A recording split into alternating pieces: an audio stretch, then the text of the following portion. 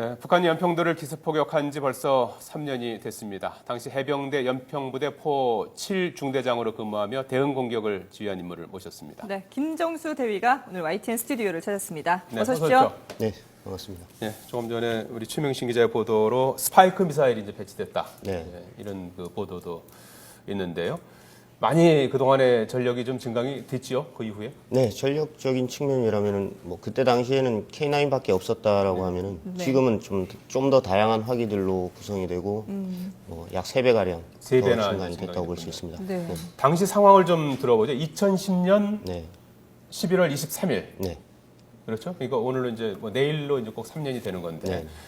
당시 이제 K9 포대 이제 중대장을 맡고 네. 계셨습니까? 네. 어떤 역할을, 어떤 임무를 맡고 있었던 겁니까? 당시에는 그 중대는 뭐 원래 훈련을 하고 있었습니다. 예. 사격 훈련을 하던 중이었고 마지막 임무 수행 중에 적의 기술적인 포격이 있었습니다. 예. 그래서 뭐 중대는 대응 사격을 하는데 가장 큰 역할을 했던 그런 중대였습니다. 그럼 훈련할 당시에 네. 뭔가 이상 징후라든지 이런 건 전혀 감지가 안 됐었나요? 실제 이상 징후라고 하면은 중대에서는 특히 딱히 알 수 있는 부분은 없었습니다. 네. 하지만은 아침부터 부대장님의 명확한 지침은 있었습니다. 우리가 훈련을 하고 있기 때문에 네. 그걸 빌미 삼아 도발할 수도 있다. 그렇기 때문에 거기에 대해서 대비 태세를 철저히 갖춰라라는 지시가 있었습니다. 예. 훈련 중이었지만 이제 도발에도 이제 대비한 그런 이제 상황에서 이제 훈련 중이었는데 네. 앞서도 말씀하셨습니다만은 이제 그 당시 이제 북한의 공격에 맞서서 이제 할 수 있는 게 네. K9 물론 뭐 굉장히 훌륭한 이제 포인데 네. K9밖에 없었습니까? 그 당시에는? 실제 그때 당시에는 연평도에는 뭐 기습 상륙이나 이런 데에 대비하는 전력들은 추가적으로 많이 있었지만은 네. 예. 원거리에 대한 적을 타격할 수 있는 수단은 K9밖에 없었습니다. 그렇군요. 몇 대나 그러면 대응 공격에 나섰던 건가요? 1차 대응 때는 뭐 그 사격 훈련할 때 임무가 잠시 중단됐던 한문의 자주포고도 있었고 네. 또 적의 포격으로 인한 피해를 받은 포반이 있었습니다. 예. 그래서 1차 때는 세문을 가지고 대응 사격을 했었습니다. 세문으로. 예. 그다음 추가적으로 한문이 그 정비 자주포의 이상을 파악하고 수동으로 대응 사격에 임하면서 내문으로 대응 사격을 했었습니다. 그렇군요. 네. 이 저 그때 시간이 이제 저희도 그때 이제 뉴스 특보로 이제 바로 네네. 진행을 했습니다만은 그때 이제 포가 딱 그 면사무소에 뭐 떨어지고 뭐 이런 이제 내용의 보도를 했던 기억이 나는데 네. 시간이 오후 2시 때였지 않습니까? 네, 오후 14시 33분. 근데 이제 이렇게 포가 막 날라오면 우선은 좀 이렇게 대피한 뒤에 그다음에 이제 대응하는 거 아닙니까? 바로 대응을 할 수가 있었습니까? 일반적인 포병 부대라면은 그 교리상에도 나와 있듯이 실제로 적의 공격을 받는 중에는 대응하기가 힘듭니다. 예. 그래서 주둔지를 이탈해서 다른 진지를 가서 추가적인 차후 작전을 준비하거나 그런 식의 포병 운용을 하는데 네. 연평도는 그 최진 입장 자체가 K9이라는 것은 우리 중대밖에 없었습니다. 예. 예. 그렇기 때문에 현 진지에서 잠시간의 그 소산 진지, 생존성을 보장받을 수 있는 진지로 잠깐 빠졌다가 다시 사격을 준비해서 전방 그 사격 진지를 점령하고 대응을 해야 하는 그런 상황이었습니다. 일단은 예. 잠깐 빠졌다가 네. 다시 이제 대응을 하셨는데 그때 각오라든지 이런 게 기억이 나시나요? 그 순간들이? 그때 당시에 일단 적의 최초 포격이 있었을 때 제 눈에 들어왔던 게 바로 까맣게 그 불타는 자주포였습니다. 적의 포격으로 인해서 피해를 포가한테 받은 맞았습니까 그때? 네, 예. 피해를 받은 포반이었는데 예. 일단은 사람만 있어라 그런 생각밖에 없었고 네.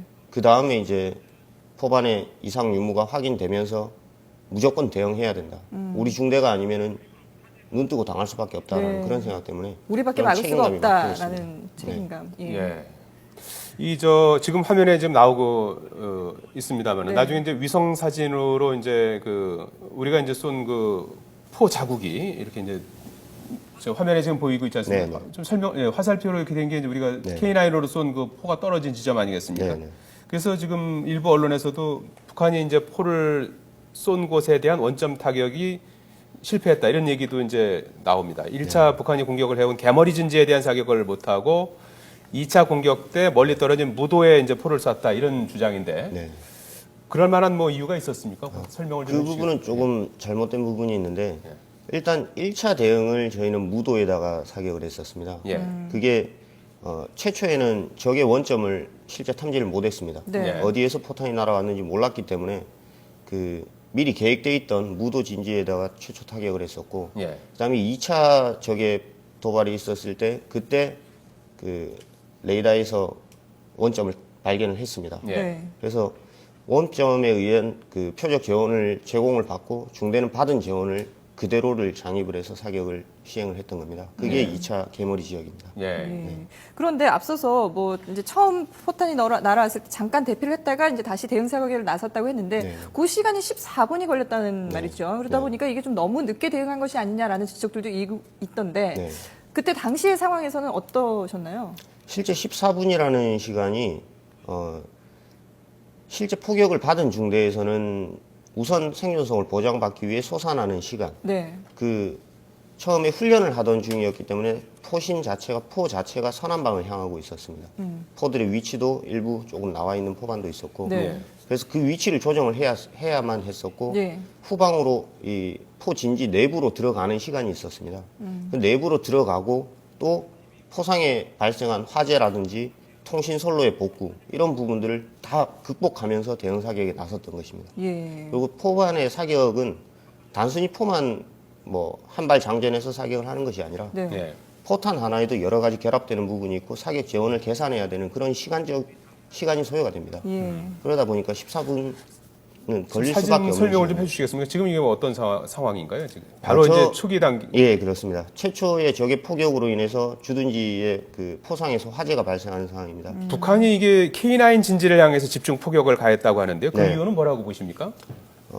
북한의 입장에서는 연평도에 있는 전력은 어느 정도는 파악을 하고 있었을 것입니다. 예. 그래서 K9이라는 자주포는 북한 이북 지역, 그 자기네 내륙 지역까지 타격을 할 수 있는 유일한 수단은 K9밖에 없다는 것을 미리 알고 있었을 것이라고 판단이 됩니다. 예. 그러다 보니까 눈에 가시인 K9만 타격하면은 우리는 마음 놓고 공격할 수 있다는 그런 생각이 있었을 것입니다. 예. 예. K9밖에 우리는 이제 대응할 수 있는 전략이 없었는데 네. 지금 뭐 저희가 앞서서 리포트도 보도를 해드렸습니다만 3배로 증강이 됐단 말이죠. 네. 이 정도면 충분하다고 보십니까? 실제 도서라는 특성상 봤을 때는 워낙 그 범위가 작습니다. 섬이라는 자체가 작다 보니까 수많은 전력을 아무리 많은 전력을 거기다가 들여다 놓는다고 하더라도 네. 오히려 그거는 모든 곳이 타격 지점이 될 수도 있습니다. 예. 그런 것을 고려했을 때는 지금 현 상태, 물론 이것보다도 약간 더 부족한 부분이 있겠지만은 네. 화력이라든지 또는 감시 자산 이런 부분들이 지금은 충분히 증강이 됐다라고 볼 수 있습니다. 예. 레이더 같은 것도 많이 좀. 네, 그렇습니다. 감시 장비도 마찬가지로 증강이 됐습니다. 당시 그 전후 대부분 전우들, 뭐 네네. 부하 장병들하고 연락은 좀 하고 네, 계십니까? 수시로 연락을 하고 지내고 또 네. 뭐 간간히 중대장을 또 찾아오는 대원들도 있습니다. 아, 전역을 해서 이제 민간인으로 이제. 지금은 이제 뭐 직장 생활하는 사회인인 분들도 계시고. 직장 생활을 하는 친구도 있고 예. 또 학교를 다니는 친구들도 있고 예. 다 잘. 네, 다들 잘 지내고 있는데 뭐 정기적인 모임을 못 가져서 조금 모여서 아쉽습니다. 이렇게 그때 당시의 얘기들도 네. 뭐 하고 그러시나요? 한 번씩 모여야 되는데 예. 올해에도 아직까지 모임 날짜를 정하지를 못하고 있습니다. 예. 이게 연평도 포격 사건 이후 북한의 이제 기습 도발은 사실 이제 뭐 그동안 추측이 아닌 현실이 됐는데 네. 뭐 이제 서북 도서를 책임지고 있는 이제 뭐 지금 해병대 지금은 이제 연평도를 이제 떠나신 걸로 이제 네. 알고 있는데요. 각오 한마디 좀 해주시죠. 우선 뭐 군인이라면은 자기의 임무에 충실하는 것이 가장 큰 것이고 네. 특히나 서북도서에 있어서는 대한민국 영토에 진짜 털끝만치라도 건드렸다가는 2번 다시는 우리 해병들의 그 고 서정호 하사나 문광욱 일병 그 전사자들을 절대 잊지 않고 있습니다. 네. 예. 그래서 그만큼 우리 해병대는 언제든지 적의 도발에 있어서는 이전과는 달리 1000배, 100배로 갚아주려고 단단히 마음먹고 있습니다. 예. 같은 일이 발생한다면은 네. 단단히 이제 지금 벼르고 있는 그런 네, 그렇습니다. 각오인가요? 네. 지금은 분명히 바뀐 것은 그때 당시와는 다르게 묻지도 말고 타격하라는 명확한 지침이 있습니다. 네. 알겠습니다. 예, 지금까지 3년 전 북한의 연평도 기습도발 당시 해병대 연평부대 K9 자주포대를 이끌었던 김정수 대위 모시고 말씀 나눠봤습니다. 고맙습니다. 고맙습니다. 네, 감사합니다.